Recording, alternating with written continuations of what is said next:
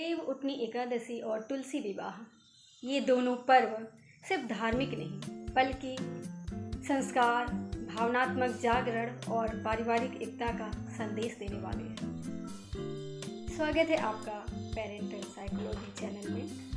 आज हम बात करेंगे देव उठनी एकादशी और तुलसी विवाह की, जो हमें सिर्फ पूजा नहीं बल्कि परिवार, रिश्तों और जीवन में जागरूकता का गहरा संदेश देते हैं।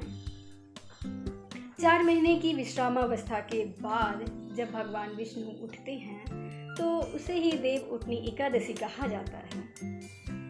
लेकिन कई बार हम भी अपने मन के प्रेम, संवेदना और रिश्तों के प्रति सो जाते हैं। यह पर्व हमें याद दिलाता है, अब जागो, अपने बच्चों के लिए, अपने माता पिता के लिए, अपने रिश्तों के प्रति जागो। जैसे भगवान विष्णु ने विश्राम के बाद जागकर सृष्टि में एक नई ऊर्जा भरी, वैसे ही हमें भी अपने परिवार में नई ऊर्जा, नई शुरुआत करनी चाहिए। देव उठनी एकादशी के अगले ही दिन तुलसी विवाह होता है, जहाँ माता तुलसी का विवाह भगवान शालिग्राम के साथ होता है। ये विवाह केवल एक धार्मिक घटना नहीं बल्कि प्रकृति और परमात्मा के मिलन का प्रतीक है।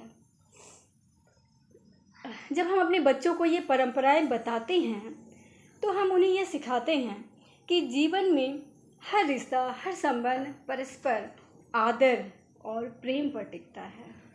तुलसी माता हमें सिखाती हैं पवित्रता और धैर्य, और भगवान विष्णु सिखाते हैं संरक्षण और जिम्मेदारी। यही 2 बातें अगर हम अपने घर में निभाएं तो परिवार कभी नहीं टूटेगा। माता पिता और बच्चों के लिए सीख।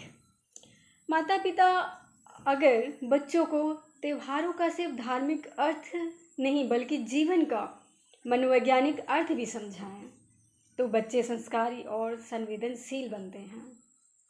आज के बच्चों को यह जानना जरूरी है कि हर पूजा, व्रत के पीछे गहरा संदेश छुपा होता है।